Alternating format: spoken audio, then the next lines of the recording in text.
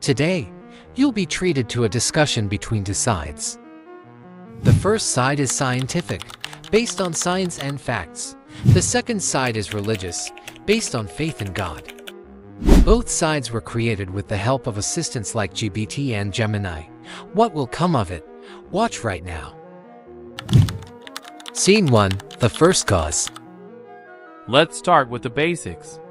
You believe in a creator because the world looks designed, but science, specifically the Big Bang Theory and evolution, shows that complexity arises from simplicity through natural laws. We don't need a God variable to solve the equation of the universe. It's an unnecessary hypothesis. It's interesting that you mention equations. Mathematics itself is a language. If the universe is written in a language, doesn't that imply an author? You see the how, the mechanics of the Big Bang. I see the why. Science explains the movement of the brush, but it can't explain the intent of the artist. If everything is just a cosmic accident, then even your thoughts are just chemical reactions. Why should I trust your logic if it's just accidental biology? Because logic is self-correcting through the scientific method. We don't need a grand artist to explain why a snowflake is beautiful. It's just fractal geometry. Religion is just a gap filler for things we haven't discovered yet. Scene 2. The foundation of morality. You claim that without God, everything is permitted. But look at secular societies. We have empathy, social contracts, and secular laws. I don't need a commandment to know that killing is wrong. Evolution taught us that cooperation increases survival. Morality is a biological instinct, not a divine decree. If morality is just an instinct for survival, then it's not good. It's just useful. If tomorrow a mutation makes cruelty useful for the species, would you call it moral? Without an absolute, objective standard outside of humanity, your morality is just a matter of current fashion.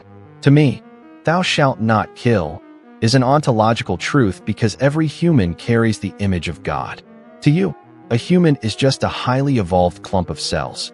Why should a clump of cells have rights? Because we suffer. Empathy is real. I don't need a cosmic judge to feel the pain of another. In fact, doing good just to get into heaven is moral bribery, not true virtue. I do good because it is right, not because I'm afraid of hell. Scene 3. The problem of evil and suffering. Let's address the elephant in the room.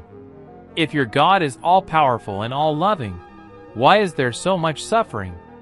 Childhood cancer, natural disasters, genocides. If he can stop it and doesn't, he's not good. If he wants to stop it but can't, he's not God. Epicurus posed this dilemma thousands of years ago, and theology still has no answer that doesn't sound like a cheap excuse. It's the hardest question, I agree.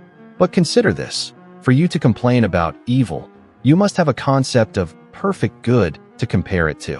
Where did that standard come from in a cold, indifferent universe? In Orthodoxy, we believe God gave man the greatest gift, freedom. Real freedom, not a simulation.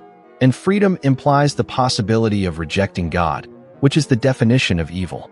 Evil is not a thing God created. It is a whole where God is absent, like darkness is the absence of light. That's a convenient philosophical trick. Tell that to a mother losing her child. It's just a lack of light. It doesn't help. A truly good God would have created a world where freedom exists without the price of such agony. Your freedom sounds like a cruel experiment with no exit. Scene 4. The historical Jesus and the resurrection. You base your entire life on a book written by Bronze Age nomads. Even if Jesus existed as a historical preacher, the stories of his miracles and resurrection were added decades later, like a game of telephone. People back then believed in Zeus and Thor. They were scientifically illiterate and prone to superstition.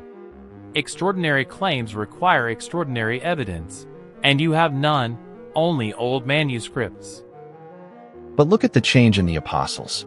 Cowards who fled during the arrests suddenly became martyrs. dying for the claim that they saw him alive. People don't die for a lie they invented themselves. They don't gain anything from it. No money, no power, only execution. The resurrection is the only explanation that fits the explosion of Christianity in a hostile Roman Empire. It wasn't a myth that grew. It was an event that shattered their reality. Mass hallucinations, grief-driven visions, or simply a stolen body.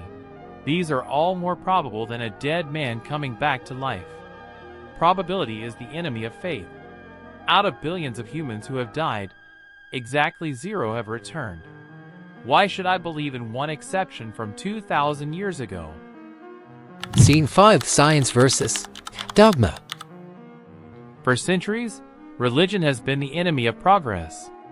It burned Giordano Bruno and silenced Galileo. Every time science takes a step forward, God is pushed further into the shadows. We used to think thunder was God's anger. Now we know it's electrostatic discharge. Eventually, there will be no shadows left for your God to hide in. Religion is just a relic of our childhood as a species. That's a common myth. But the foundations of modern science were laid by people who believed the world was rational because its creator was rational. Newton, Pascal, Mendel, they didn't see science as a threat to faith, but as a way to study the second book of God, nature. Faith doesn't stop me from accepting the Big Bang. It just tells me who flipped the switch. Science tells us how the clock works, but faith tells us why it was built in the first place. They are not enemies. They are different lenses. If they are different lenses, why does religion constantly interfere with ethics?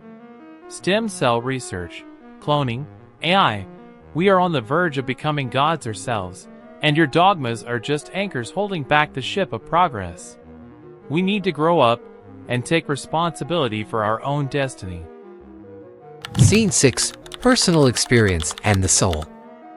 You talk about destiny, but in your world, there is no such thing. Just atoms and empty space. Have you ever felt that deep, unexplainable longing for something this world cannot give? Or the sudden peace and prayer that defies logic? You call it a brain malfunction. I call it the soul recognizing its home. We are not just biological machines. We are bridge builders between the material and the spiritual. I felt all looking at the stars, but I don't need to project a person onto that feeling. That longing is just our evolved desire for meaning in a meaningless universe. We are storytelling animals. We tell ourselves stories of souls because we are terrified of the void. But there is beauty in the void too. To live, to love, and to disappear back into the cosmos without demanding an eternal reward.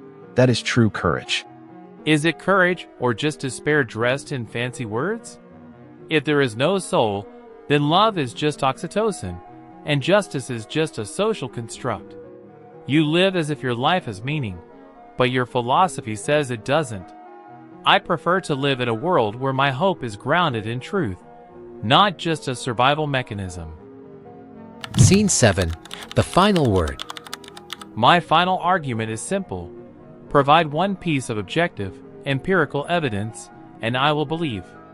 Until then, I choose the light of reason over the comfort of shadows. And my final word is this. The evidence is sitting in front of you. It's the fact that you can even ask these questions. Reason itself is the greatest miracle. Two paths. One seeks answers in the visible, the other in the invisible. Perhaps the truth is not a destination, but the journey itself.